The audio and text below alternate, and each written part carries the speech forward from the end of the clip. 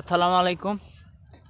এখন আমি যাব গ্রামী দাগের একটি জমিতে। আসলে যে জায়গায় যাব সে জায়গার নাম হচ্ছে গ্রামী দাগ। সেখানে একটা জমি রয়েছে 25 কাঠা।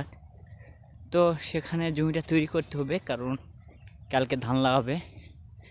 আর আজকে আপনার আকাশের অবস্থা খুবই খারাপ। তো আজকের দিনের অবস্থা খুবই খারাপ, কারণ আপনার চারিদিকে দেখতে পাচ্ছেন কুয়াশা ভরা।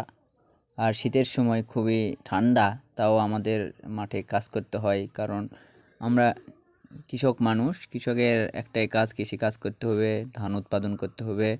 তা না হলে আমার না খায় মরতে হবে। তো সেদিন মানে অনেক ঠান্ডা ছিল। এটা আমাদের বিল, অনেক বড় বিল।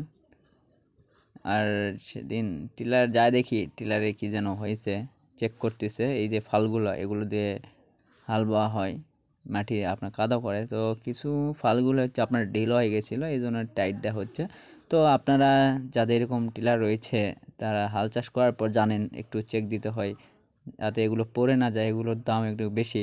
আসলে টিলার আনতে গিয়ে আমার ভাইটা একটা জমির আলের সাথে লাগিয়ে দিয়েছে। সে কারণ আপনার চাকা ঘুরতেছে, খুবই কষ্ট করে সেটা নামানো হলো।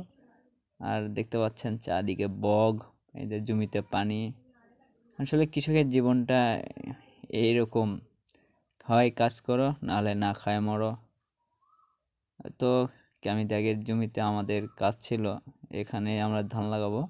জমিটা তৈরি করা হচ্ছে, আর আমার বাবা সেই জমিতে এখন খাদ্য দিবে। আপনার ইউরিয়া, মানে পটাশ, ফসফেট, এগুলো দেওয়া হবে। এখন মানে হাল চাষ করার পর এগুলো দেওয়ার পর আবার মই দিতে হয়। এই যে মই দেওয়া হয়ে গেছে। আসলে আমার